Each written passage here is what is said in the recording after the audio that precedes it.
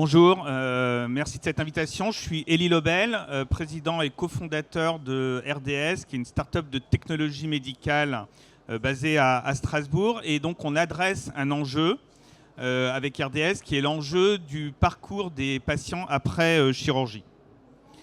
C'est un enjeu qui est un enjeu assez significatif parce qu'il y a chaque année en France 6 millions de chirurgies.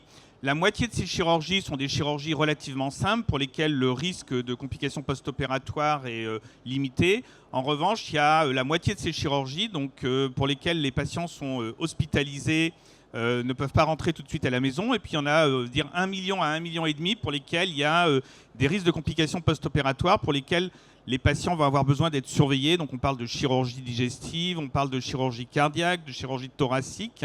Ça peut être aussi de la chirurgie reconstructrice. Et l'enjeu qu'on veut adresser, c'est de faire en sorte que ces patients qui aujourd'hui ont besoin d'être surveillés parce qu'il y a un risque de complications post-opératoires dans la semaine qui suit l'opération, puissent être surveillés non pas en restant à l'hôpital, mais puissent retourner à la maison et bénéficier d'une surveillance de qualité optimale. Donc on a une solution qui s'appelle Multisense que je vais vous présenter et qu'on a maintenant déployée auprès d'une quinzaine d'établissements de santé. Et vous voyez donc un certain nombre des CHU avec lesquels on travaille en France, mais aussi en Allemagne. On a un projet avec l'hôpital de Nuremberg qui n'apparaît pas dans cette liste.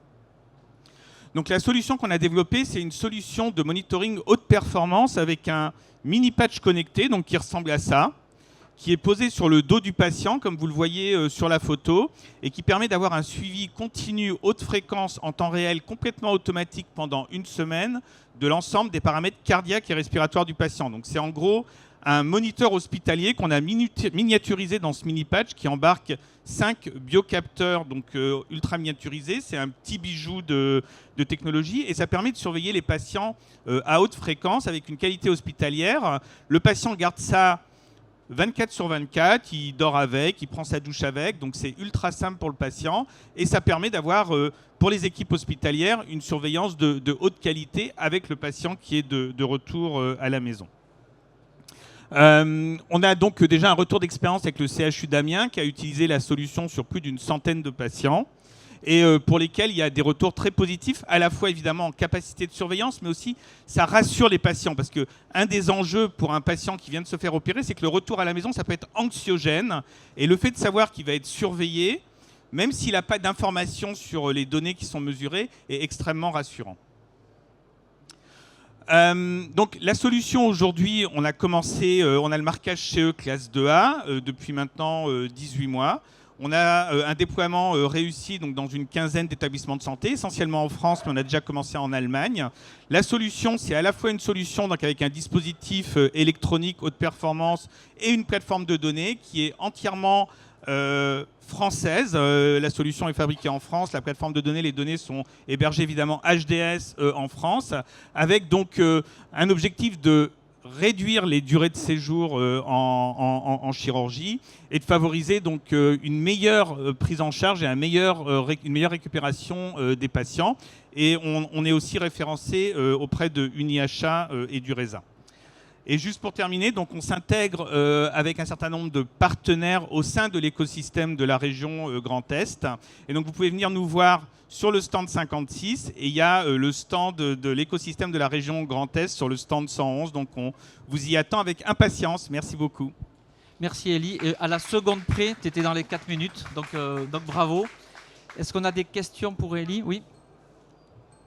En fait, c'est un système d'alerte, mais qu'est-ce qui se passe s'il y a une alerte en fait? Par exemple, un malade qui désature à domicile, qui intervient? Comment on a l'information à l'hôpital? Oui, alors c'est une très bonne question. Donc, la plateforme en fait permet aux équipes soignantes de voir les données. Il y a aussi des systèmes de notification.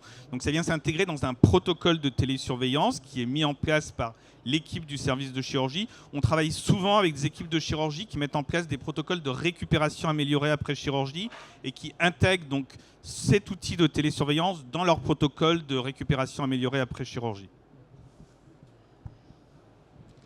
Bonjour, merci Élie pour cette présentation. Quelle est l'autonomie du système, en fait, du capteur? Alors, l'autonomie, elle est en pratique... réglementairement parlant, on dit qu'il y a au moins 5 jours d'autonomie. En pratique, c'est plutôt 7 à 10 jours. Hein. Mais réglementairement parlant, c'est 5 jours minimum d'autonomie. ce qui est vraiment très bien pour le cas d'usage qui nous concerne. Il y avait une dernière question. Quel est le modèle de financement pour les établissements de santé qui assurent la surveillance de ces patients via votre dispositif? Alors c'est une très bonne question. Donc nous, le modèle économique, c'est un modèle de mise à disposition de la solution. C'est un droit d'usage que l'établissement paye, qui représente à peu près, on va dire, l'équivalent du coût d'une demi-journée d'hospitalisation. Donc dès que l'hôpital peut, grâce à cette solution, réduire la durée de séjour d'au moins une journée, la solution est rentabilisée.